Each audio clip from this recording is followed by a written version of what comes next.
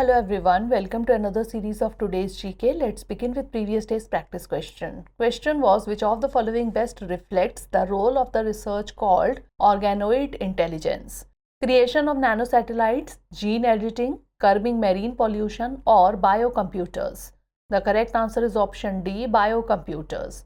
Scientists at Johns Hopkins University or JHU recently outlined a plan for a potentially revolutionary new area of research called organoid intelligence, which aims to create biocomputers. In it, brain cultures grown in the lab are coupled to real-world sensors and input or output devices. Scientists expect the technology to harness the processing power of the brain and understand the biological basis of human cognition, learning, and various neurological disorders. In a quest to develop systems that are more relevant to humans, scientists are building 3D cultures of brain tissue in the lab, also called brain organoids. These mini brains with a size of up to 4 mm are built using human stem cells and capture many structural and functional features of a developing human brain. Researchers are now using them to study human brain development and test drugs to see how they respond. Therefore, option D is correct. Now let's begin today's session. First question is, which of the following best describes the Fringex 23? Military exercise, asteroid, gene editing tool, or pesticide? The correct answer is option A, military exercise. The maiden joint military exercise Fringex 23 between Indian Army and French Army was conducted at Pangode Military Station, Thiruvananthapuram, Kerala on 7th and 8th March 2023. Therefore, option A is correct. It is the first time armies of both nations are engaging in this format. Each contingent comprising of a company group each from the Thiruvananthapuram-based Indian Army troops and the French 6th Light Armoured Brigade. It is aimed at enhancing interoperability, coordination and cooperation between both forces at a tactical level. The scope of the exercise involves the establishment and operationalization of a joint command post to secure an envisaged area for undertaking joint humanitarian assistance and disaster relief, establishing an internally displaced population or IDP camp, and move of disaster relief material. Next question is, the Independent Evaluation Department is related to which of the following organizations or bodies? New Development Bank, International Monetary Fund, World Bank, or Asian Development Bank? The correct answer is option D, Asian Development Bank.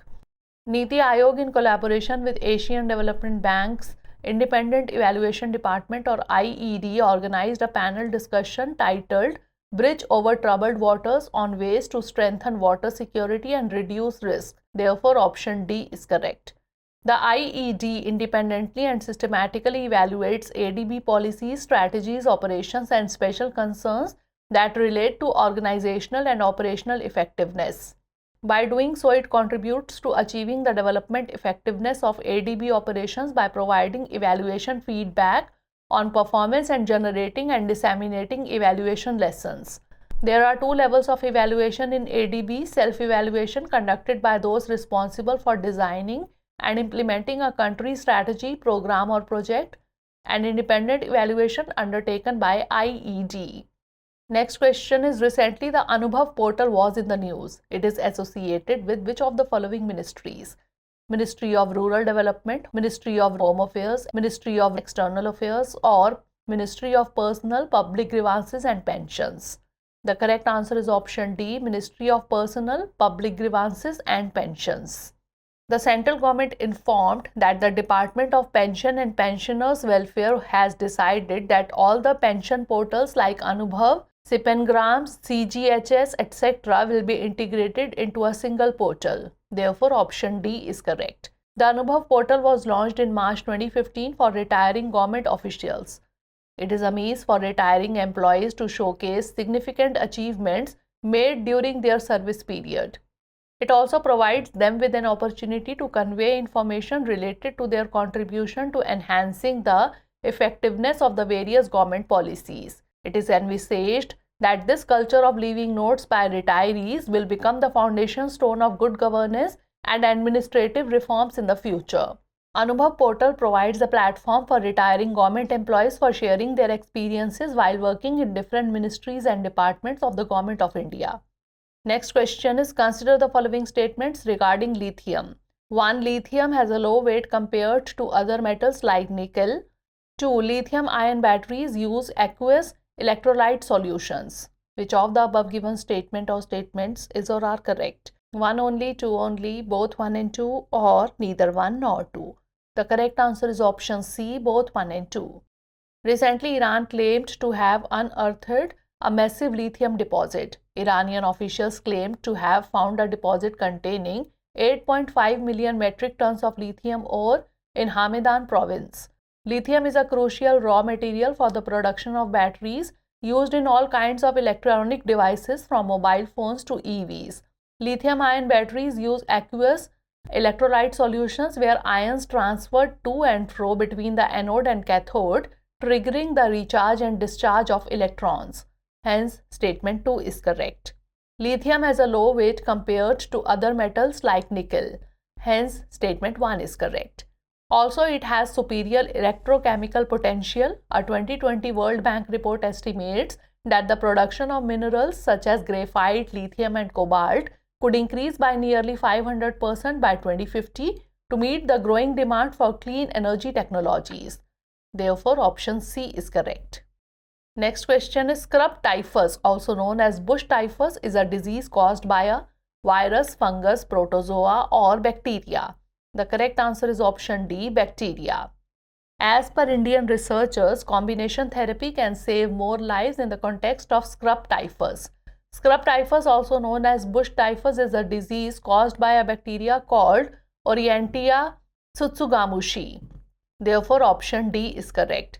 Scrub typhus is spread to people through bites of infected chiggers or larval mites. The most common symptoms of scrub typhus include fever, headache, body aches, and sometimes rash.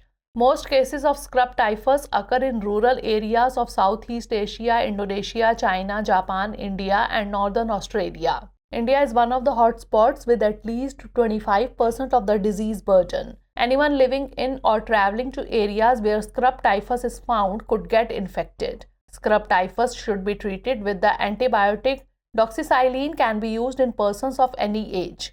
Next question is, which of the following is not correct regarding the Yamnaya culture? It is also known as pit grave culture. It is considered by linguists as the homeland of the Proto-Indo-European language. It has its origin in Latin American countries, or hunting, fishing, and sporadic agriculture were practiced near rivers. The correct answer is option C. It has its origin in Latin American countries.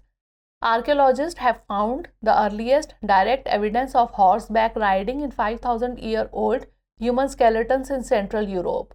It is associated with the Yamnaya culture. The Yamnaya culture is also known as the pit grave culture or ochre grave culture. It is generally considered by linguists as the homeland of the Proto-Indo-European language.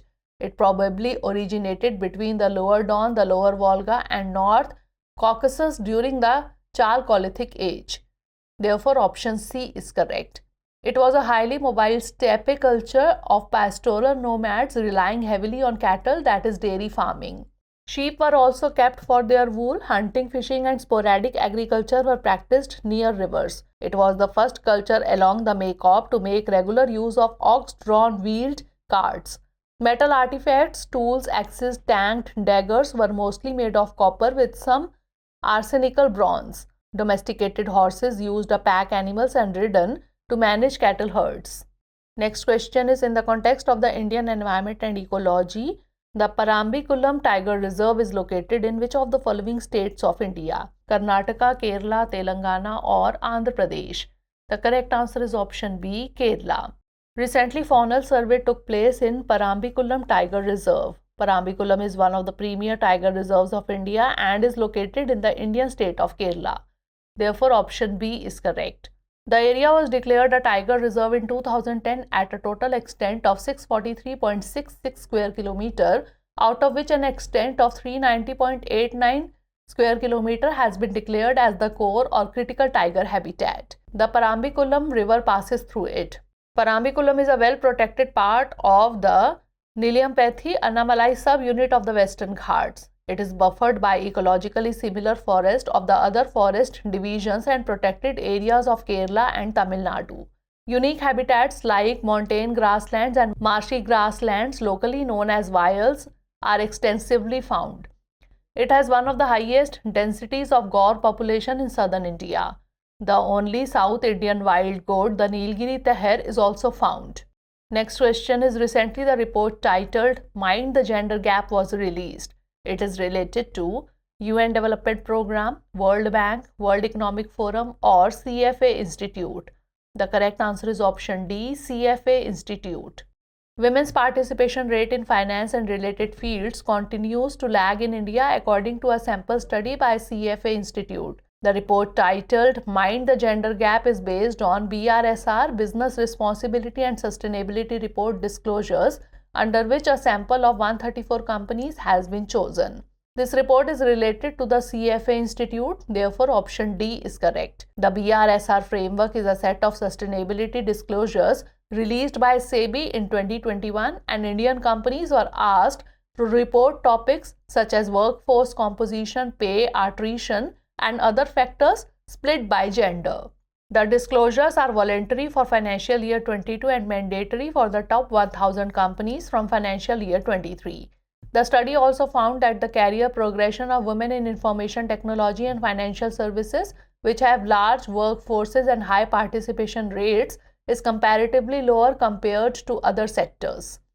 Next question is, with reference to Indian arts and culture, the term Karagattam is referred to folk dance of Tamil Nadu, folk music of Telangana, puppetry of Andhra Pradesh or literature of Sangam age. The correct answer is option A, folk dance of Tamil Nadu. Karagattam is the famous folk dance of Tamil Nadu, therefore option A is correct. Karagattam is usually performed in temples to thank and praise the goddess of rain, Mariamman. The dance is categorized into two forms, Atta Karagam and Sakti Karagam. While Atta Karagam moves away from its basic purpose since it is performed to entertain the masses, Shakti Karagam is strictly performed to hail the goddess of rain. The dancers are usually women and they gracefully move their lower bodies while balancing huge pots on their heads. It is usually performed while worshipping the local deity. Last question is, with reference to the official language, consider the following statements. 1. Part 17 of the Constitution deals with the official language. 2. Article 343 to 350 of the Indian Constitution talks about it. Which of the above given statement or statements is or are not correct? 1 only, 2 only, both 1 and 2, or neither 1 nor 2. The correct answer is option B, 2 only.